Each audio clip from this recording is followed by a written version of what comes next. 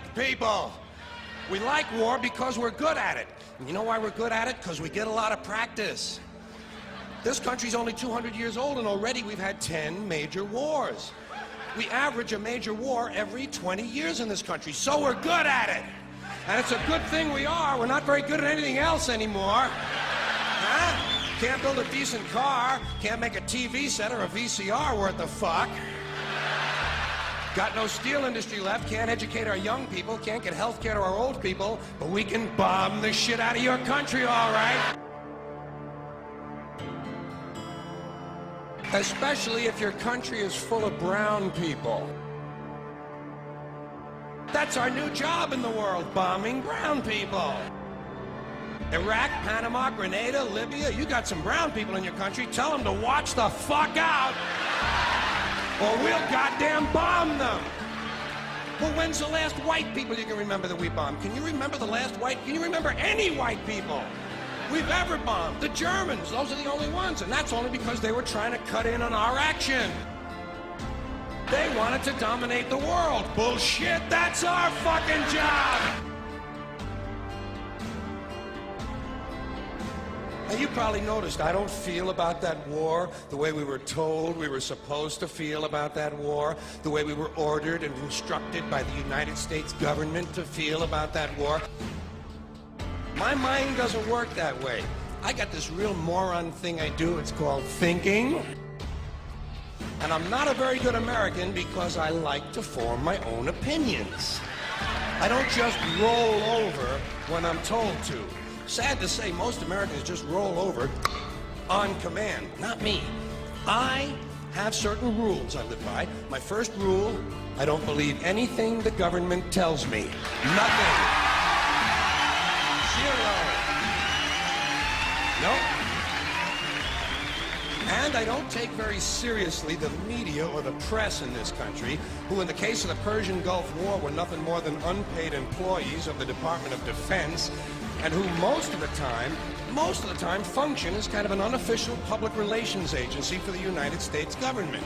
So I don't listen to them, I don't really believe in my country, and I gotta tell you folks, I don't get all choked up about yellow ribbons and American flags. I consider them to be symbols, and I leave symbols to the symbol-minded.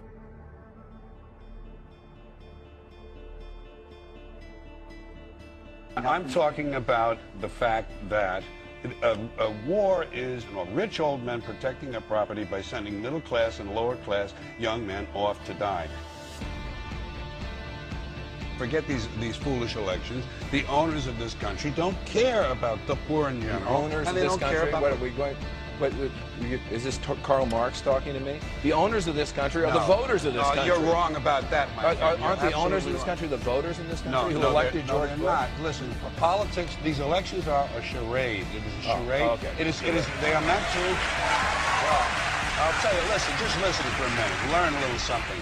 The elections and politicians are in place in order to give Americans the illusion that they have freedom of choice. You don't really have choice in this country. All of the things that are important reduced in choice. Newspapers in a city, how many? Used to be 3, 4, now it's 1 or 2 that are owned by the same people, and they also own a radio station. Give these people a voting day every year so that they'll have the illusion of meaningless choice. Meaningless choice that we go like slaves and say, "Oh, I voted."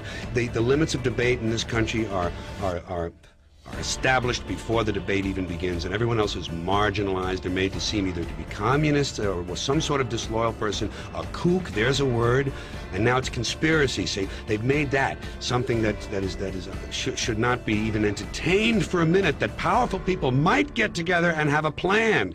Doesn't happen. You're a kook. You're a conspiracy buff. Conspiracy buff. Not as a result of a conspiracy, but you because... don't need a formal conspiracy. Right. When interests converge, these people went to the same universities and fraternities, they're on the same boards of directors, they're on the same country clubs, they have like interests, they don't need to call a meeting, they know what's good for them, and they're getting it. And there used to be 7 oil companies, there are now 3, it will soon be 2. The things that matter in this country have been reduced in choice. There are 2 political parties, there are a handful of insurance companies, there are about 6 or 7 information things. But if you want a bagel, there are 23 flavors because you have the illusion. You have the illusion of choice. Right. You don't get the real important choice. There's no freedom of choice. That's a great point.